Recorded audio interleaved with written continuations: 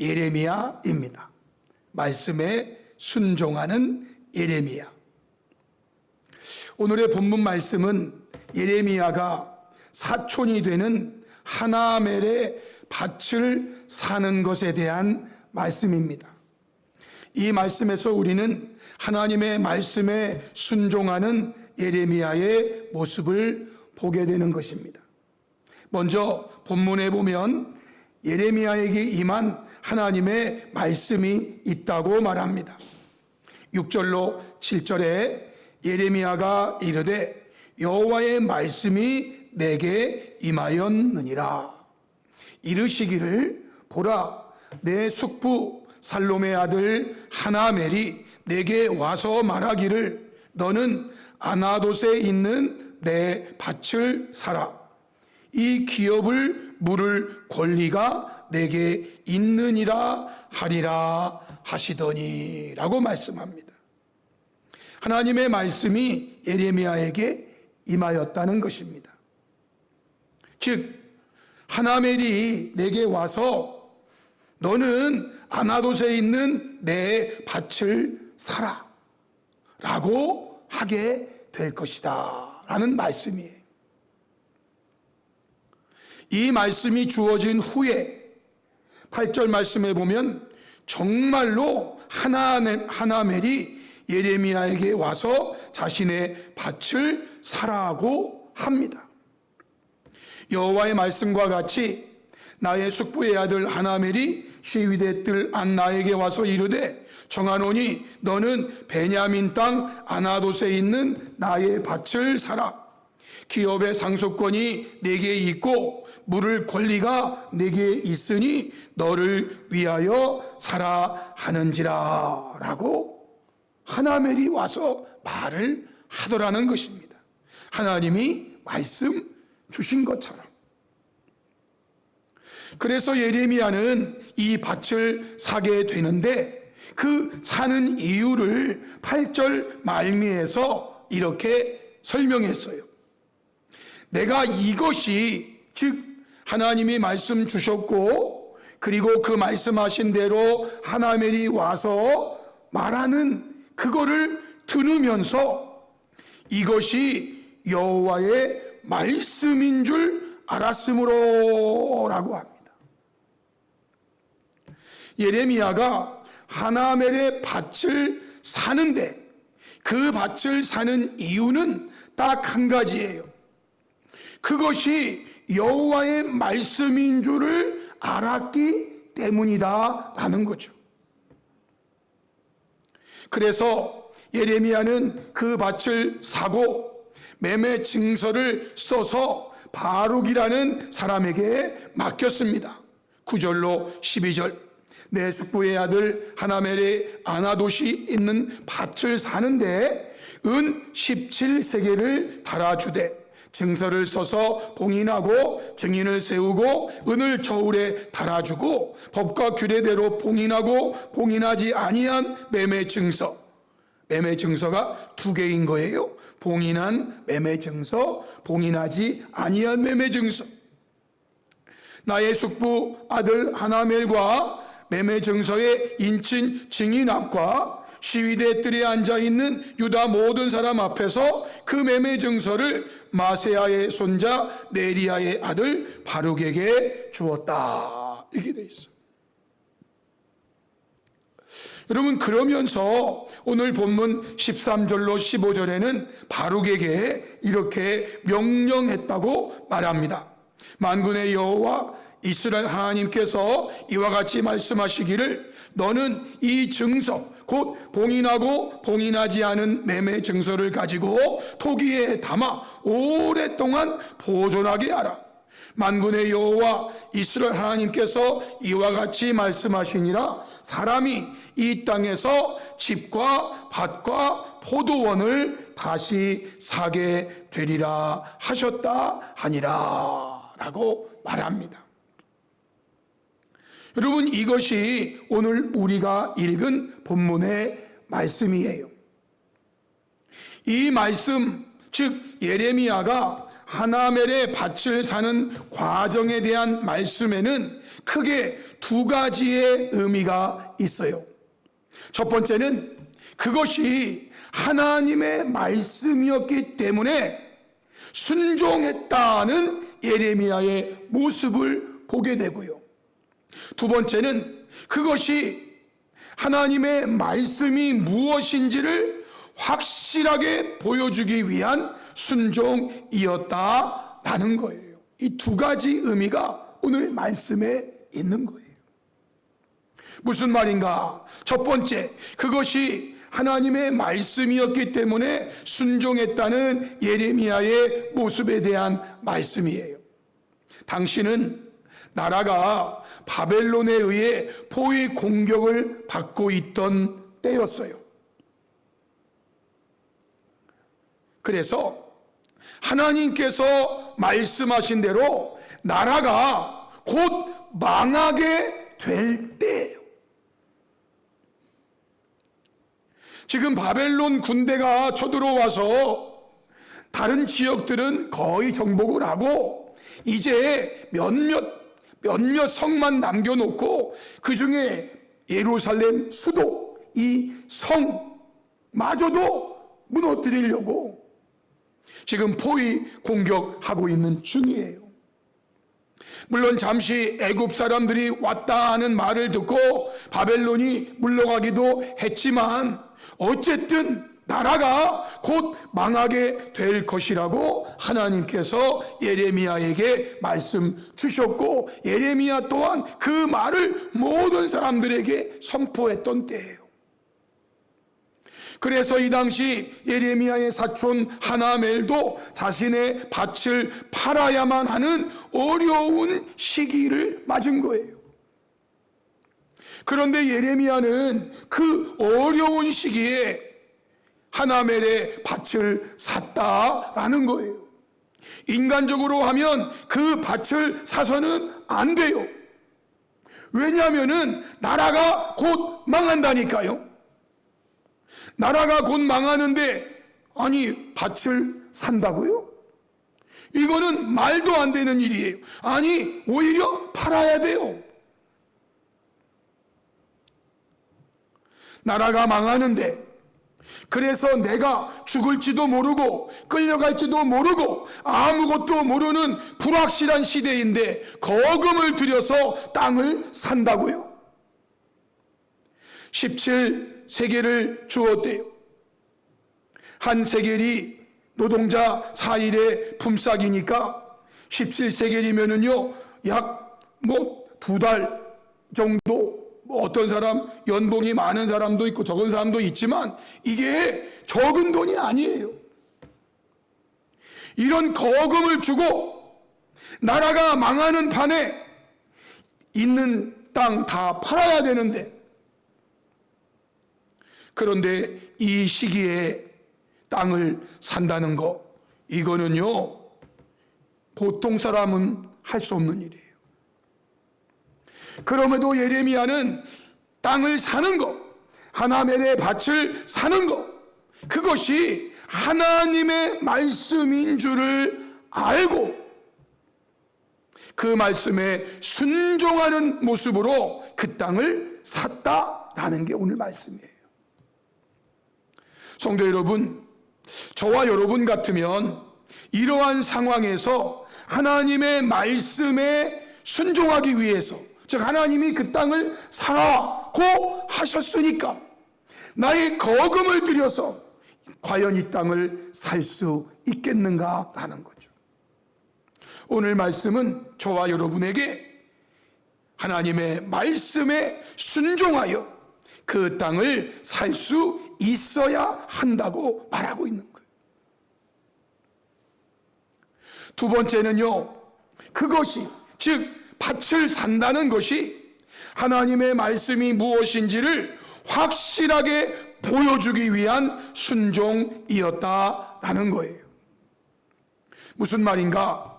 하나님께서는 지금은 나라가 망할 것이지만, 그래서 죽을 자는 죽고 포로로 끌려갈 사람은 끌려가고 이 땅은 바벨론의 통치하에 들어갈 것이지만, 그래도 하나님께서 정하신 70년이 마치면 하나님께서 이미 여러 차례 말씀하셨던 대로 그 땅을 확실하게 회복하실 것이라는 것을 보여주기 위한 순종이었다라는 거예요.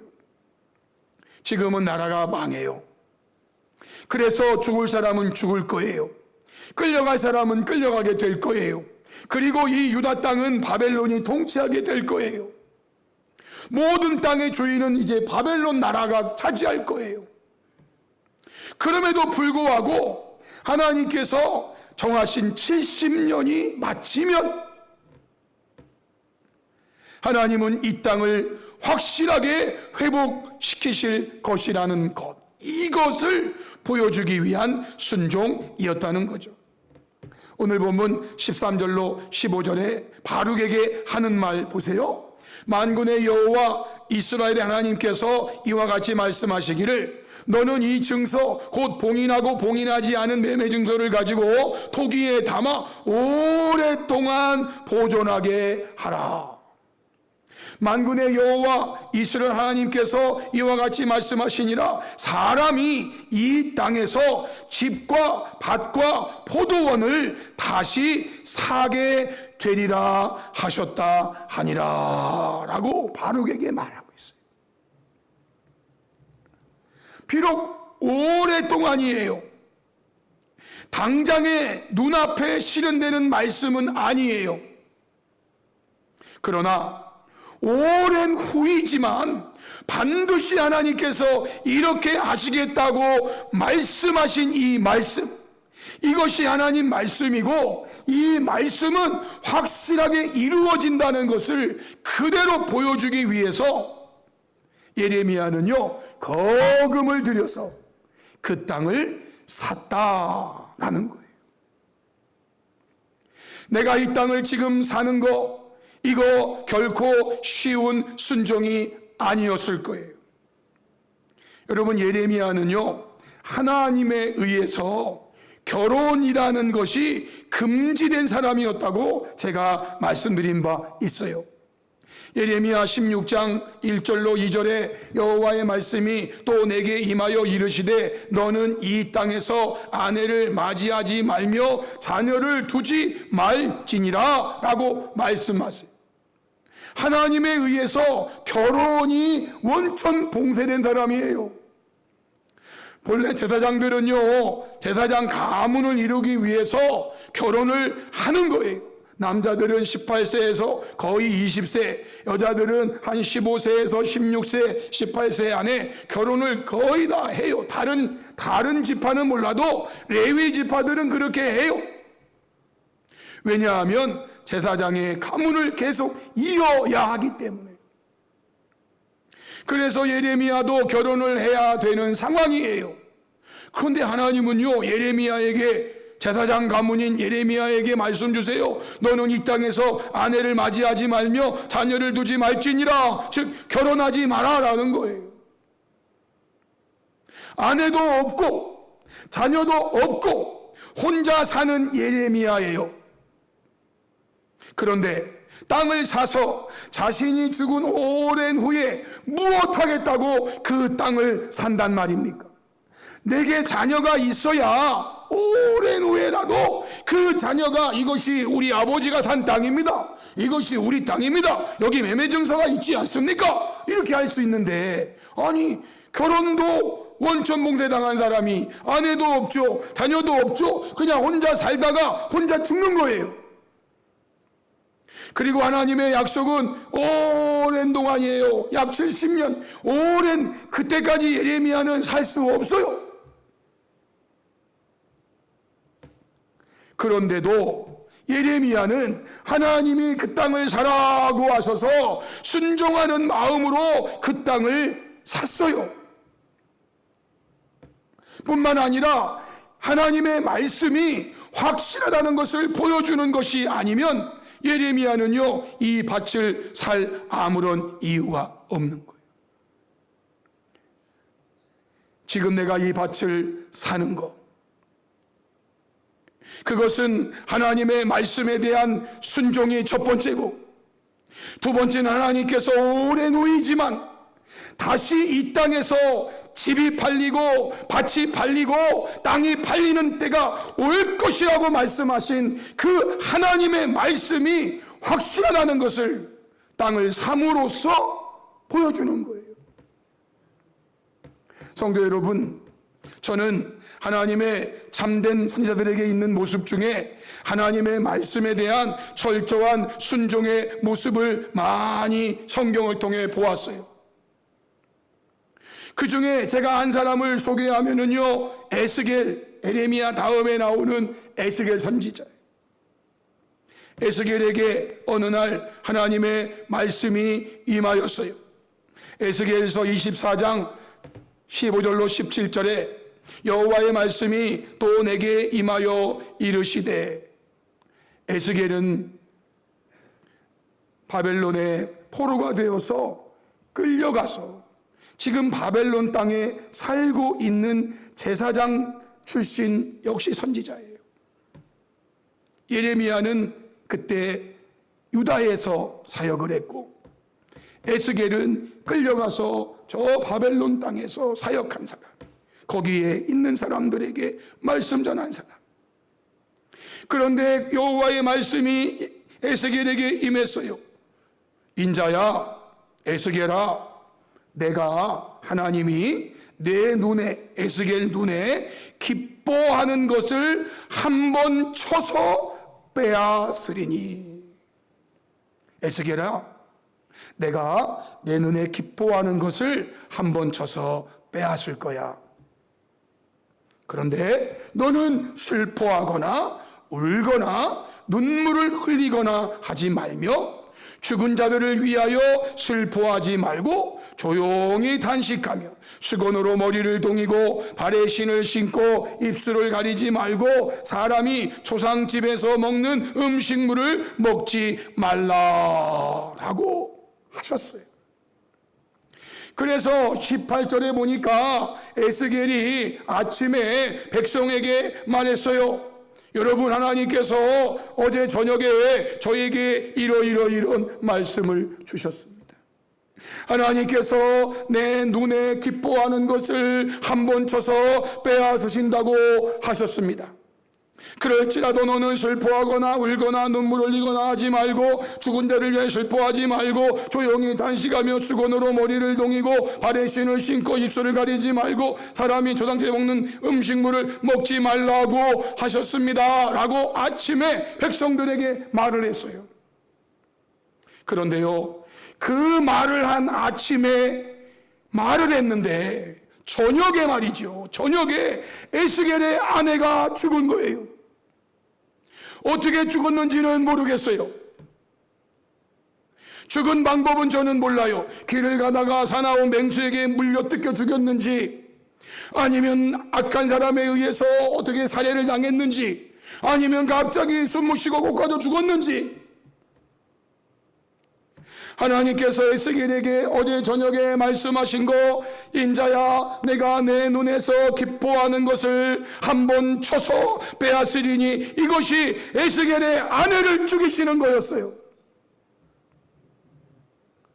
다른 사람도 아니고 에스겔의 아내를 하나님이 죽이신다는 거예요.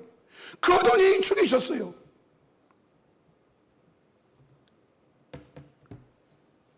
그런데요, 에스겔은 아내가 저녁에 죽고 이제는 날이 새고 아침에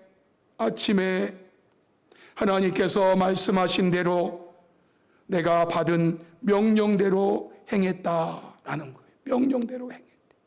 명령대로 행하는 게 뭐예요? 너는 내 아내가 죽었다고 슬퍼하거나 울거나 눈물 흘리거나 하지 말고, 죽은 자들을 위해서 슬퍼하지 말고 조용히 단식하며 수건으로 머리를 동이고 발에 신을 신고 입술을 가리고 사람이 초상집에서 먹는 음식물을 먹지 말라. 초상을 지르지 말라. 유대인들은 사람이 죽으면 그날 장례를 치러요. 그날. 우리는 뭐 3일장도 하고 5일장도 하고 7일장도 그렇게 하는 이유가 혹시 살아날까 봐 그런지도 몰라. 혹시 살아날까 봐.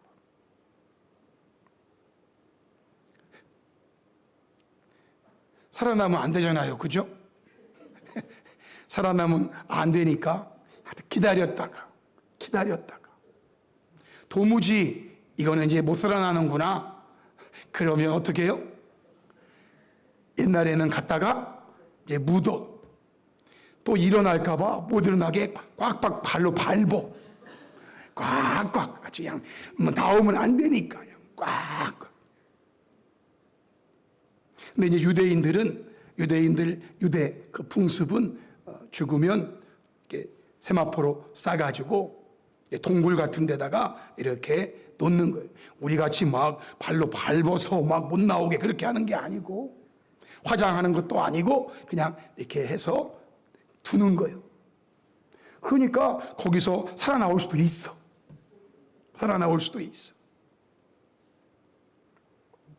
네, 우리는 살아나는 걸 원천 봉쇄해. 대신 며칠 동안은 기다려줘. 그래서 사실 살아나신 분도 있다고 제가 들었어요. 그런데 여러분, 저녁에 아내가 죽었어요.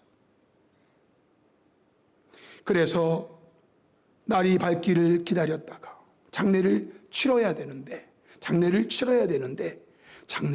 치르지 말라고 하나님이 말씀하시는 거예요. 그래서 말씀대로 아내가 죽었는데 장례를 안 치르는 거예요.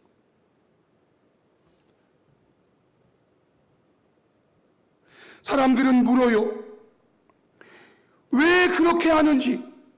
아니, 당신이 아내를 얼마나 사랑했는지 우리가 다 아는데, 아니, 당신이 아내를 얼마나 위하는지 우리가 다 봤는데, 아니, 당신이 아내를 끔찍이 여기는데, 아니, 그 아내가 죽었는데 장례를 안 치른다고? 무슨 일이야? 왜 그래?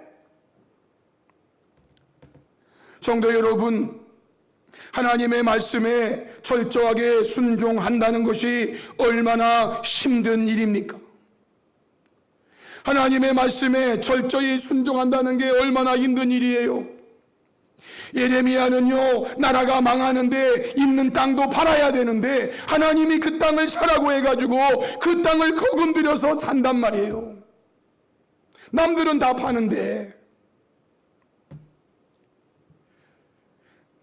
에스겔은 그의 아내가 죽었는데 조상 치르지 말라고 그래가지고 아침에 내가 받은 명령대로 행했대요. 이들은요, 하나님의 말씀이었기 때문에 순종하였고, 그리고 그 순종으로 백성들에게 하나님의 말씀이 무엇인지를 확실하게 보여주었다는 거예요. 그 순종을 통해서 하나님의 말씀이 무엇인지 확실하게. 예레미야는 땅을 사는 순종을 통해서 머지않아 비록 오랜 후이지만 하나님이 이 땅을 회복시키실 것이고, 그때가 되면 서로 집을 팔게 되고 땅을 팔게 되고 사게 되고 하는 일이 일어날 거라고 말씀하신 것을 그대로 보여주는, 에스겔의 입장에서는요, 에스겔 24장 19절로 24절에 백성들이 에스겔의 그 모습을 보면서 물어요. 네가 행하는 이 일이 조상을 치러야 되는데 조상을 안 치르는 이 일이 우리와 무슨 상관이 있는지 너는 우리에게 말하지 아니하겠느냐? 왜 네가 조상을 치르지 않느냐? 그때 하나님이 에스겔에게 말씀 주십니다.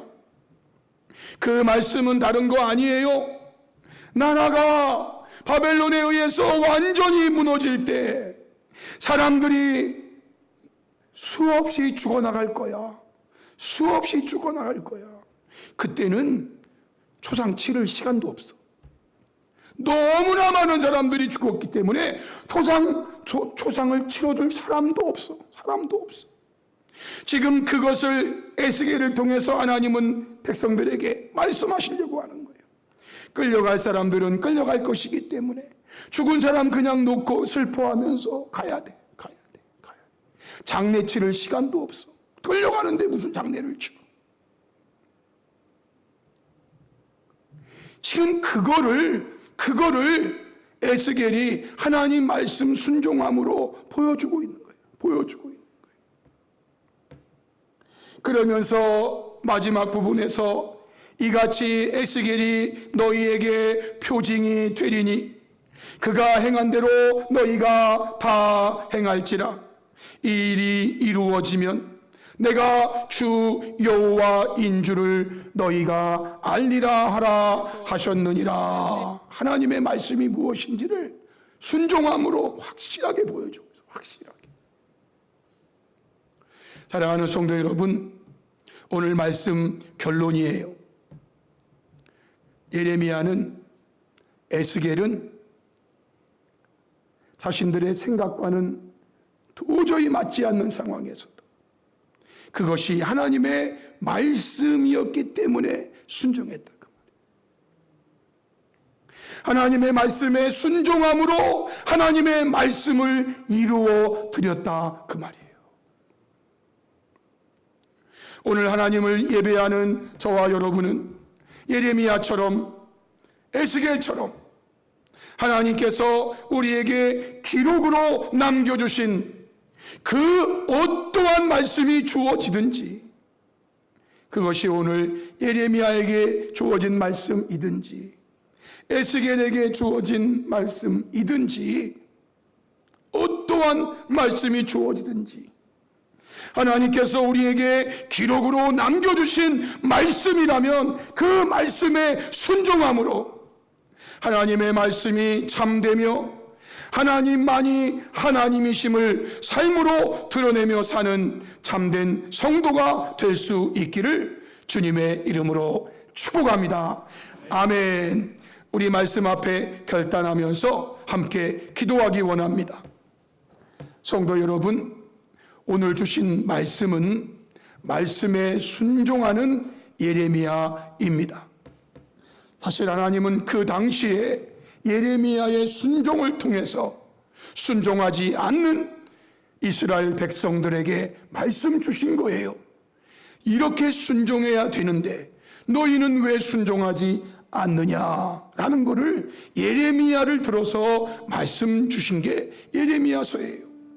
성도 여러분, 우리는 오늘 예레미야를 보면서 예레미야가 하나님의 말씀인 줄 알고 순종했다는 말씀을 마음에 새기시고, 또한 그 말씀에 순종함으로 하나님이 하나님이시고 하나님의 말씀이 참되며 하나님의 말씀은 반드시 그대로 이루어지는 것을 보여주는 그런 순종이 우리 가운데 있게 되기를, 그래서 우리의 삶을 통해서 하나님이 하나님이심을, 하나님의 말씀이 참된 말씀임을 보여주는 그러한 삶을 살아가는 참된 성도가 되게 해달라고 우리 시간 주여 한번 간절히 부르시고 한 3, 4분 정도 통성으로 기도하시겠습니다.